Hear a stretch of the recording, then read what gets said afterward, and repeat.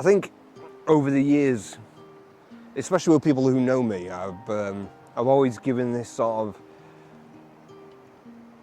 vibe that I just have miles of confidence, and I go out and I shoot I just turn up at these cool places and I get a camera out and I just click, and I take these absolute bangers and I go home and I'm happy and proud, and that is absolutely not the case.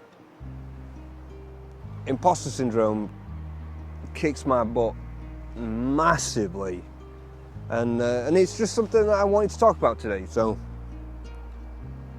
because I want you to know that it's normal.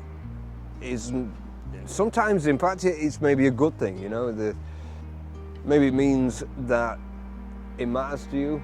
It matters to me. What I'm creating is something that people will enjoy, and if you don't enjoy it, then I've failed. So, but yeah, imposter syndrome is like this little voice in your head that tells you that you're just not good enough.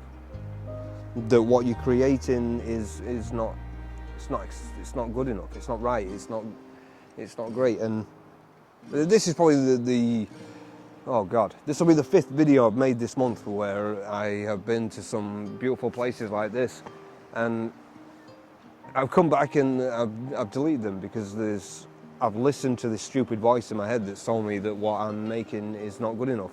The camera angles were no good, and the only person that really cares about it is me. Like, people who, they want to see what I do, and no one cares about the camera angles.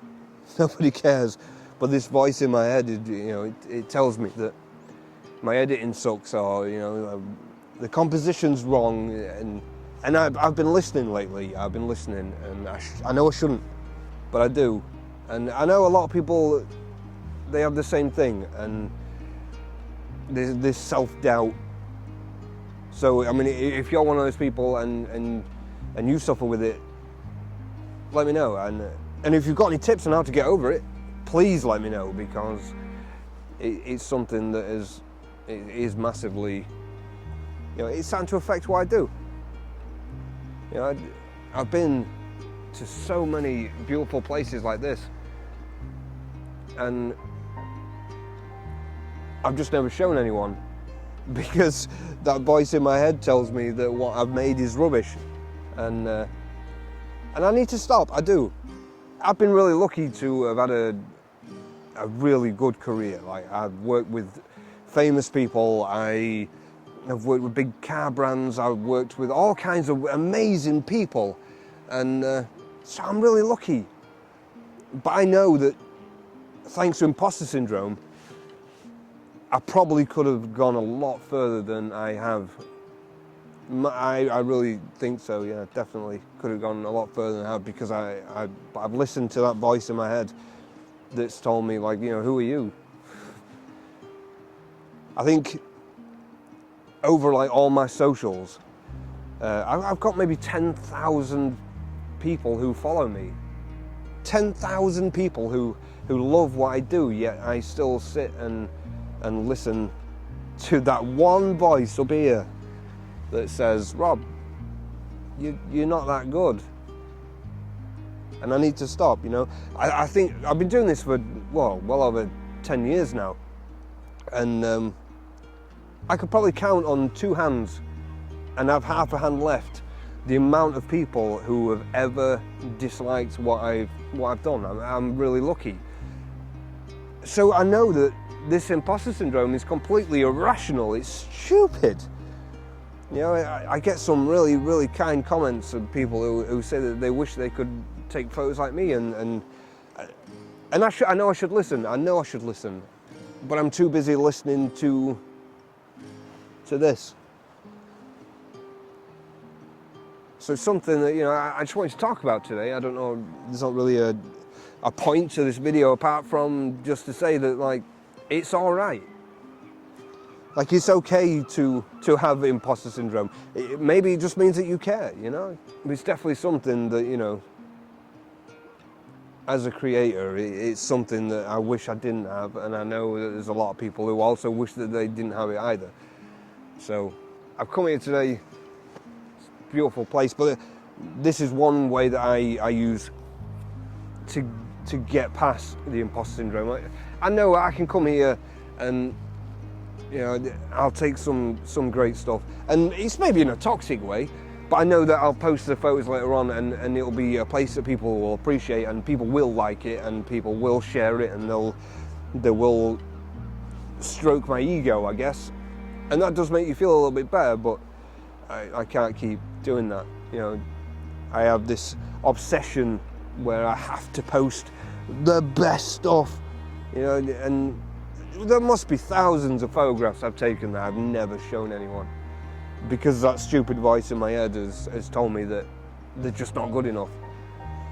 And I think part of it as well is I've been very lucky to have a couple of sort of photographs and things that have gone semi-viral.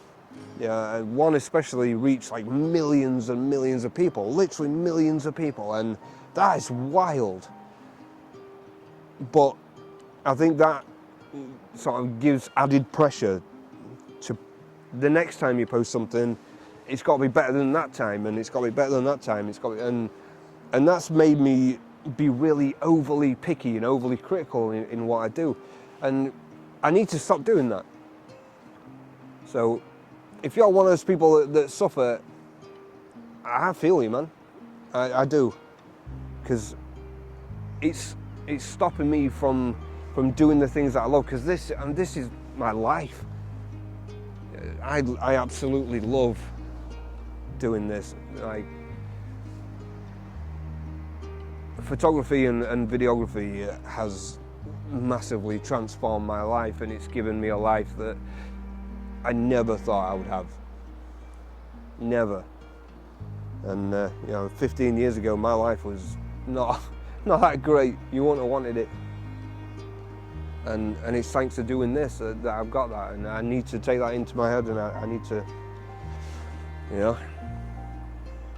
I don't think imposter syndrome ever goes away. I think it's something that we just learn to ignore. And unfortunately, sometimes, you know, that voice in your head, it shouts pretty loud, you know. and it's not like, it's not nice, it's not great. But I just want you to know that if you are suffering with it too, like, it's normal, you know. It is normal. So just like, don't quit. But I know that I need to, you know, to get over this fear of not being good enough, because it's definitely something that is holding me back. I need to stop overanalyzing and overthinking the things that I do. Like, I think, you know, somebody unfollowed me yesterday, one person, and I took it to heart, and that's something that I've always done. And I know, you know, followers, they don't matter, it doesn't matter. It doesn't matter. But like, as soon as I see that number go down, the thinking starts, and then it's like, well, I posted something recently, did they see it and then they not like it? Was it not good enough? Was it? And I do that way too much, so much that it's irrational and stupid, and I wish that there was a way I could just switch it off, because I would be unstoppable. And I know other people would be the same.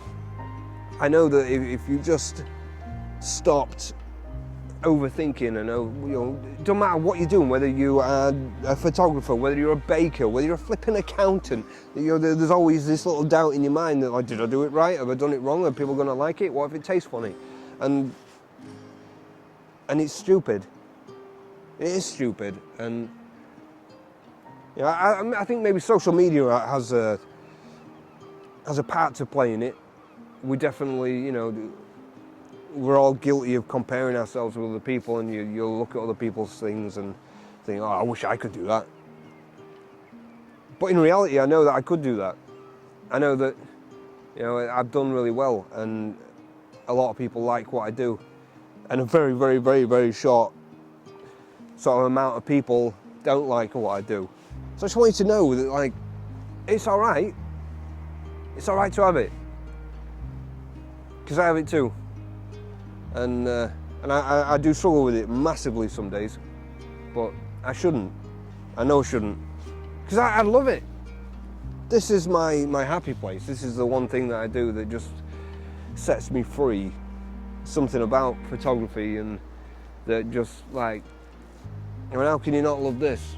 We've come to a beautiful place. The seals down there, and I'm watching the seals having some breakfast and fishing, and yeah, it's just like, it's beautiful here. And this is my job, this is work, it's mental. I used to work at a car factory and I spent 12 hours a day with a little white plastic bush, and I put it in a brake pedal and I passed it to the next person. And you weren't allowed to talk to them, because if you were talking then you weren't working, and then it's like, but now this is my job. And it's just wild. But it's not just this that I suffer with. Like, I do weddings and commercial work and all that stuff.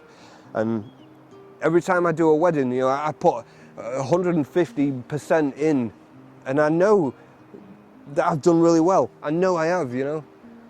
Yet when it comes to I finish the editing and it's time to give the people the photographs, I flipping panic. Because that voice in my head turns up and he goes like, well, what if they don't like it? What if they hate the edit? What if they, and you know, I'll sit for a day or so and I'll be literally, it gives me anxiety. And it's stupid. Because then when I finally do give it to them, they're so happy. And they love what I've done, and you know, it's mental. But then also, you know, I've done commercial work, and I did a commercial job once, and it was literally pothole filling machines. I mean, like, there's no way you can make them look like, they don't look sexy, they're not, you know. But I still sat and I obsessed about, well, what if, you know, the angle could have been better, what if this is wrong, oh no, they're not gonna like them, and it's like, they just wanted pictures of the pothole machines, chill out. So, but yeah, I'm working on it, and this is a video that, even though I'm maybe rambling a little bit, I'm gonna post it anyway, because I need to stop making videos and not posting them. So, yeah. I'm gonna walk around for a bit, I'm gonna take some pictures, and I'm gonna post them too, because I need to. Otherwise, I might as well just quit, and I don't want to quit. So, okay. Let's take some photos. It's getting kind of busy here now, so we're gonna have a quick walk around, take some photos, and then I'm gonna head off home. Gotta get a picture of the lighthouse while we're here. Okay, let's go see what we can see. Do you know, I have been coming to this shop since I was about 5 years old. But as you can see, the tide's come out, or gone out. I'm going to do a f9 shot. We're just going to get everything in focus. Let's get it. Now I'm using a Short Stash Everyday Filter, which is a black mist and circle polarizer, and that's going to get rid of the reflections from the water, or reduce them. It doesn't quite get rid of them. And yeah, it also gives like this really nice sort of highlight bloom. It's just a beautiful coast. It really is. It's so special, you know. A blue sky today. I'm glad I came. That'll do, I think. Let's head home. Might see if I can find someone to have a cheeky fly of the Avata without upsetting too many people. So I'm heading home now. I really wanted to fly the Avata today, but there's a lot of bird watchers, and it's getting really busy now. It's probably not the safest place to fly it, but I'm gonna go and have a nosy and see if there is somewhere that I can get away with it for a bit, because it's beautiful around here. It's so bright. I'll just shut the sunroof. It's burning me head. I think I'm going to head down that way and see if we can just sort of get a cheeky flight around the coast. Because I love the Avata 2. It really gives you the sense of being like a seagull, and it's pretty cool. I bought the Avata 2 nearly a year ago, and I must have flown it like 8 times. So I think I really should try and find a way to fly it somewhere. Let's just go that way and we'll see what we can find, because there must be somewhere around here that we can fly, even just for a minute. So, isn't it nice to have some sun at last, though? It makes me very happy. Yeah, let's go South Landing, because I don't think many people go there anyway. And I think that'd be a good sort of finish to the video. I can always sit in the car and fly it. It's a bit awkward because I use the motion controller. Don't judge me. Looks like we're going for a walk. Alright, so one quick last stop. We've got the Avata. I'm leaving all my camera stuff in the car, so it can't be too long. A lot of people are quite negative towards drones, and this is where I don't like flying them as much, because, and I understand, like a lot of people get upset because they don't want, you know, wildlife and stuff to be annoyed, which is cool. But I'm just going to go get a really quick flight over here. There is the RNLI lifeboat launch here, so I might pop in real quick and just make sure that they don't mind. So we went in the lifeboat station to ask them if it was alright to fly the drone, and we ended up with cake. Biscoff cake and a coffee, so I'm happy with that. I'm going to munch that, and then I'm going to go over there for a little bit and just give a bit of a buzz around and see what we can do. There's quite a few people here, so I'm going to go just down here a bit, and then I'm going to sit and fly the Avata just on the beach for 5 minutes, see if I can get something cool, and then I'm going to head home. This is probably alright, it's out the way of everybody. Let's go fly.